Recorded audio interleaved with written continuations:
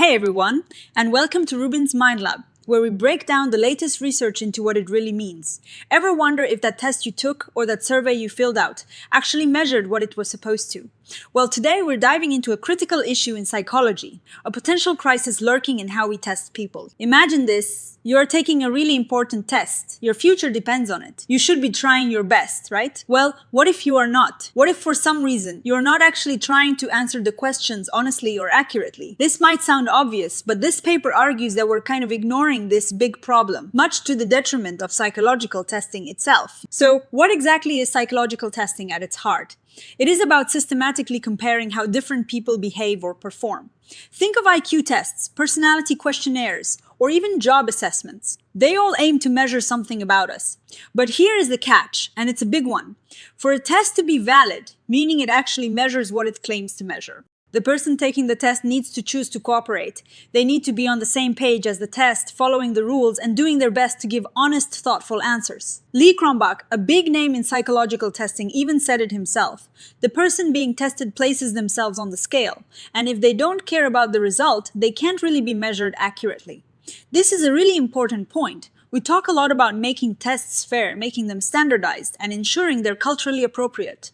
But most of the time, we just assume that people are actually trying to take the test properly, and that assumption, the paper says, is where we might be heading for a crisis. Now, there is actually a whole field of research trying to tackle this very issue. Scientists are developing ways to spot when people aren't putting in the effort, or when they're not really engaged with the test. They're creating tools and theories to understand this phenomenon. However, the authors of this paper found that this research, while valuable, is actually tangled up in its own problems. When they looked at the studies, they found a real mess of different words being used to describe the same thing. Sometimes people talked about will, other times motivation, effort, or engagement.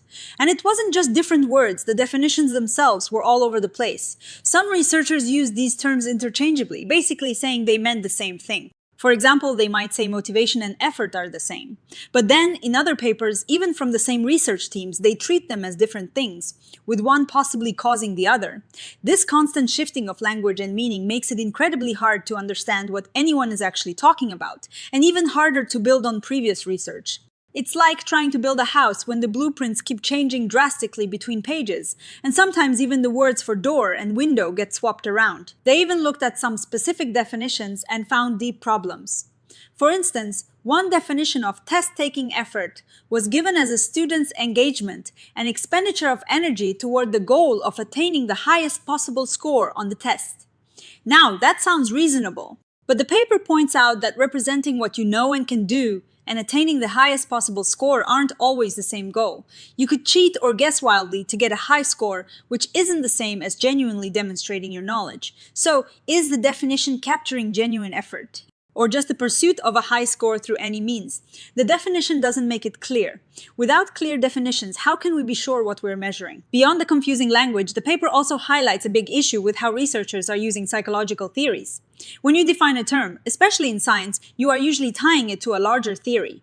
This theory helps explain why the term matters and how it connects to other concepts. But in this line of research, the authors found that theories were often used in a superficial or contradictory way. For example, they looked at the expectancy value model, which is often used to explain motivation. Some researchers use it to say that motivation leads to effort.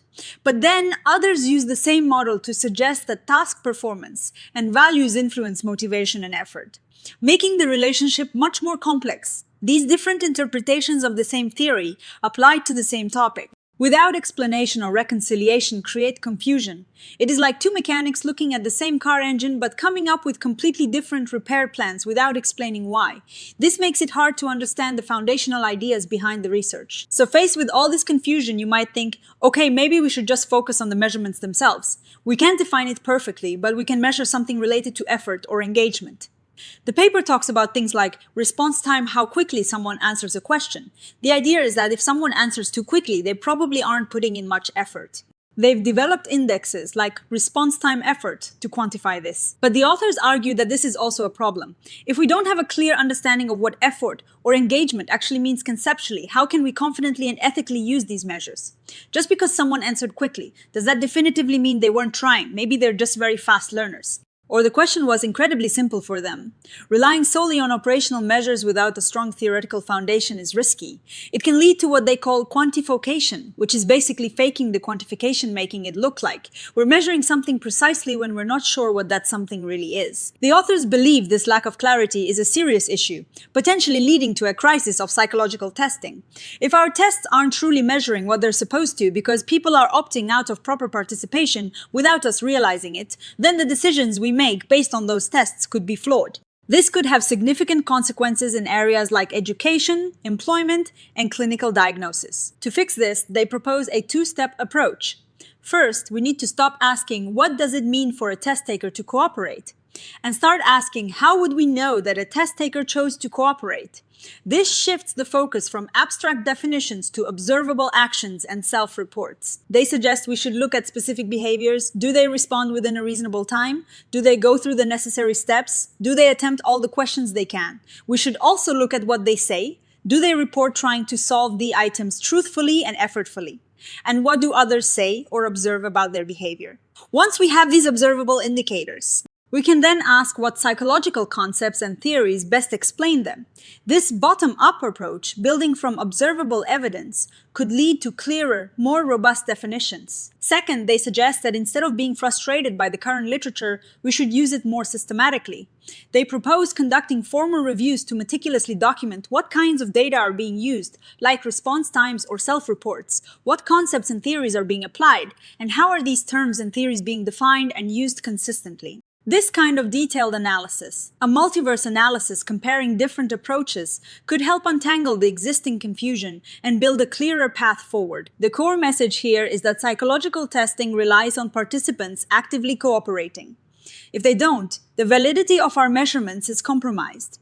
While research exists to address this, it's currently hampered by fuzzy definitions, inconsistent terminology, and underdeveloped theoretical grounding.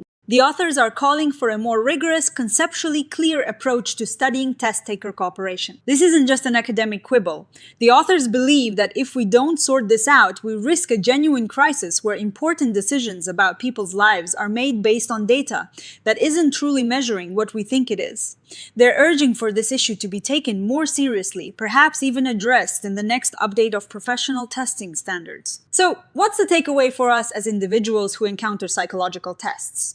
It reinforces the idea that when you are taking a test, really try to engage with it, understand what's being asked, and do your best to provide thoughtful, honest answers. For those who develop or use tests, this paper is a clear call to be much more careful about how we define our terms, how we use theories, and how we ensure that participants are genuinely cooperating. The authors propose a way to start cleaning up this mess by carefully reformulating the research questions and systematically reviewing the existing literature. It's about building a more solid foundation for psychological measurement, ensuring that when we test people, we're actually measuring something meaningful and valid. This paper, while critical of the current state, is ultimately hopeful. It shows that by applying tools from philosophy and logic, we can identify these conceptual problems and, more importantly, outline a path toward fixing them. It is a reminder that even in established fields like psychological testing, there is always room for deeper understanding and methodological rigor. What do you think about these ideas? Have you ever felt like you weren't able to give your best effort on a test or that the instructions were unclear? Let me know in the comments below, and if you found this breakdown helpful, please give us a like and subscribe to RUBIN'S Mind Lab for more explorations into the fascinating world of psychology. We'll see you next time.